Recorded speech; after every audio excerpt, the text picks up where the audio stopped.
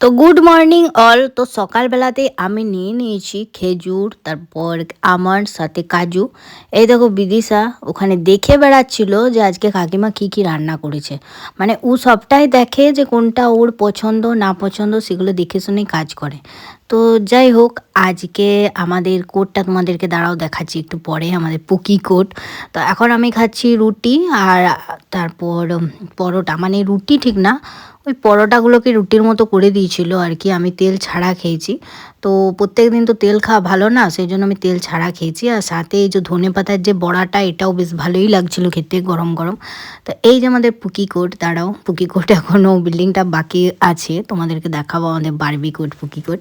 তো যাই হোক, আজকে আমার একটা বাড়ি ফেরার দিন ছিল, কারণ এবারে ছুটি পড়ে যাচ্ছে, তো সেই জন্য আমি চলে এলাম নিজের বাড়ি। তো আস্তে আস্তে রাস্তাটা তোমাদের সাথে একটু শেয়ার করে দিলাম অনেক দিন পর। আর গাড়িতে বেশ লাউড স্পিকারে গান বাজছিল। আর আজকে জানো আমি জ্যামে 2 ঘন্টা ফেঁসেছিলাম। কি বলবো, এমনই ভাগ্যটা খারাপ। তো রাত্রেবেলা আমার ডিনারে অনেক কিছু ছিল, মাছ ভাজা, সাথে হলুদ দিয়ে দুধ, সাথে কেক, সাথে মিষ্টি, বহুত রকম কিছু। সাথে সিরিয়াল চলছিল, সেই পপুলার সিরিয়াল যেটা আমার মা বাবা দুজনে দেখছিল। এখন আমাকে তো ভুলে গেছি। তারপর শোনো, এখন তার জামাই কি ভালোবাসে, তার জন্য দেখো একটা কেক পাঠিয়েছে, দাঁড়াও তোমাদেরকে খুলে দেখাচ্ছি। তো কেকটা তো বেশ সুন্দরই দেখতে ছিল। এটা কালকে কাটবো, আজকে আর কাটবো না, কারণ কি এত সুন্দর কেক সেই ক্রিসমাসের জন্য যেহেতু পাওয়া, তো সেহেতু কালকে কাটবো ভেবেছি। এবার যার জন্যে নেওয়া সে যদি আজকে এসে কাটে, তাহলে তো আমার কিছু করার নাই। যেটা বলছিলাম সেটা হচ্ছে যে সময় কত বদলায়।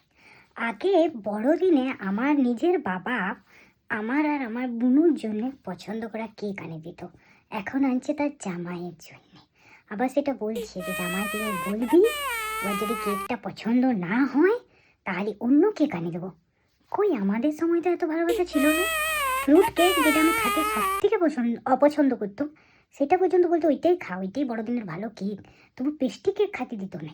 কিন্তু জামাইয়ের পেস্ট্রি কেক পছন্দ, তাই বড় পেস্ট্রি কেক নিয়ে চলে এলো, তাও আবার বড় বড় করে বড়দিন লেখা। আমাদেরকে ওইসব দিত না, আমাদেরকে যেটা নিজে মনে করতো সেইটাই আনে আনে খাওয়াতো। কত যুগ পাল্টে, বুঝতে পারছো তোমরা? হায় রে পোড়া কপাল।